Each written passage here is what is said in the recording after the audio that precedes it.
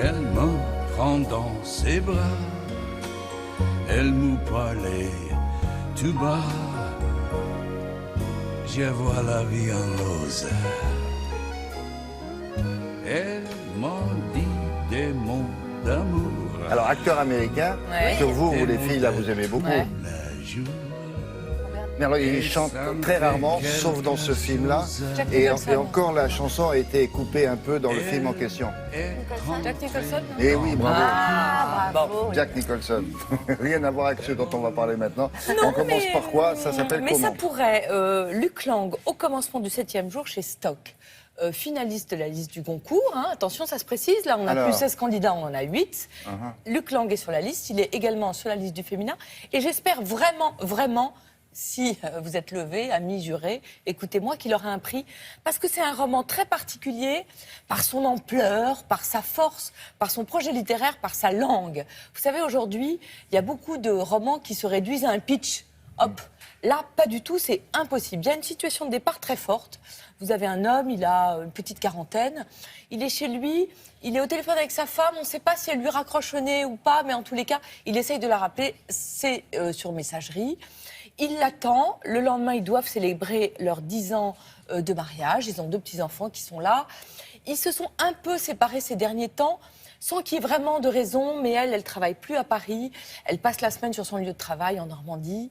Elle a une espèce d'ascension professionnelle assez importante. L'amour est intact, dit-il, mais il y a une espèce de séparation. Peut-être leur relation a perdu un peu de leur mystère. Et puis, ils se couchent, 4 heures du matin, coup de téléphone, c'est la gendarmerie. Sa femme a eu un accident de voiture. On l'aiguille sur un hôpital, il appelle, on lui dit elle est en réanimation. Donc qu'est-ce qu'il fait? Il cherche une babysitter pour s'occuper des enfants et il prend sa voiture et il part à la recherche de sa femme. Et j'aime beaucoup ce trajet en voiture, il est assez emblématique de Luc Lang, parce que c'est comment, quand vous êtes d'ailleurs dans votre voiture, vous vous abandonnez au paysage, à vos réflexions, à la route. Il raconte extrêmement bien ça. Et puis il arrive, sa femme est dans le coma. Et le livre va raconter comment cet homme, tout d'un coup, peut-être qu'il n'était pas très attentif, vous savez, qui ne voulait pas voir ce qui se passait autour de lui, eh bien, il va d'abord se poser des questions sur sa femme. Qu'est-ce qu'elle faisait sur cette route? Pourquoi elle a eu un accident alors que c'est une route droite? Pourquoi elle était enceinte? Ce qu'il va découvrir et qu'elle ne lui avait rien dit. Qu'est-ce qui se passait dans la vie de sa femme? Et du coup, c'est évidemment sur sa propre vie à lui qui va se retourner. Il se sent coupable de quelque chose, un peu? Il se sent coupable. Il se sent coupable surtout d'être finalement devenu indifférent à ce qui était important. Et c'est pas du tout un roman sinistre. C'est un roman, je trouve, vous savez, les très bons romans, c'est ceux qui font se sentir vivant. Et lui, il va partir dans les Pyrénées chez son frère. Il va partir à Douala retrouver sa sœur qui est devenue, qui est pédopsychiatre et qui ouvre des hôpitaux au Cameroun. Il va essayer de comprendre ce qui a fait de lui cet homme qui est là. Ce que j'adore chez Luc Lang, c'est que c'est écrit quasiment d'une traite. Et vous-même, vous le lisez d'une traite sans reprendre votre souffle. Il y a très peu de paragraphes. C'est une langue comme ça de l'urgence. Et puis... Vous aviez lu déjà quelque chose de... Oui, ah ouais il a déjà écrit des romans. Il a une vraie œuvre, Luc Lang. Et à chaque fois, il y a des projets très forts. C'est quelqu'un qui raconte la géographie intime. Vous avez une géographie intime qui est celle des pays où vous avez passé votre enfance, des pays où vous passez vos vacances. Et tout ça fait que vous êtes aujourd'hui. Eh bien, c'est un peu ça qu'il essaye de décrypter toujours. C'est des romans français-américains.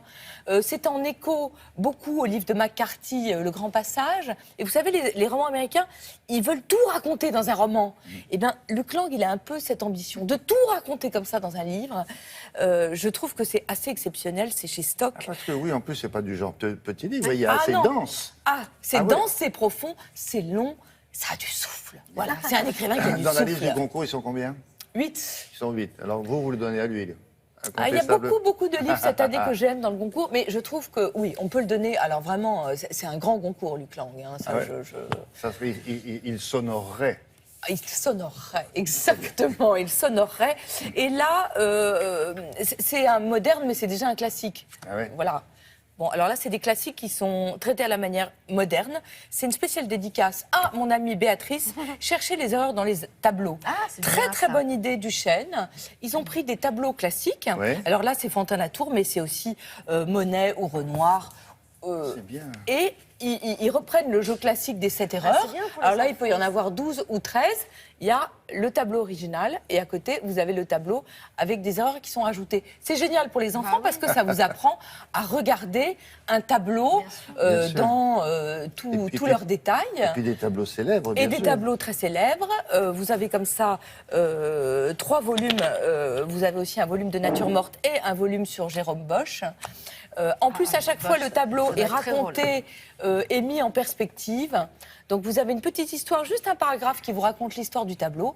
C'est une sorte là, de version ça, c'est connu. classique de Chercher Charlie. Oui, vous savez, bien les sûr. enfants, ils Oui. adorent La Chercher classe de Charlie. danse, regardez, d'Edgar La- Degas. Exactement. Alors, c'est assez difficile, mais c'est tout à fait Oui, c'est faisable. difficile, hein. Voilà, Oui, c'est pas Béatrice. facile, hein, ça. parce que les tableaux Pas simple, ça. sont, Ah bah, sont les, riches. les tableaux sont choisis exprès pour... Regardez, il faut Ah quand bah, même, bien il faut- sûr. il faut quand même y aller, là. Pour Et les ça, là, trouver. Ça peut Ça, vous faire tout le week-end. On en a parlé il n'y a pas si Ouais, bien longtemps que sûr. ça Ah, mais encore. ça, le déjeuner sur, Là, les erreurs, elles sur sont l'herbe là. de Manet. Difficile, C'est très dommage. Ah, je vous difficile. laisse chercher. Et ceux qui en ont enlevé ou qui en ont rajouté, ils sont bons aussi. Ah bah bien sûr. Ceux qui ont trouvé l'idée. C'est au chêne et c'est Bravo. non seulement une très bonne idée, mais en plus une très bonne réalisation. Béatrice, pour toi. Allez, au boulot. Merci. Merci, mesdemoiselles. À propos d'histoire.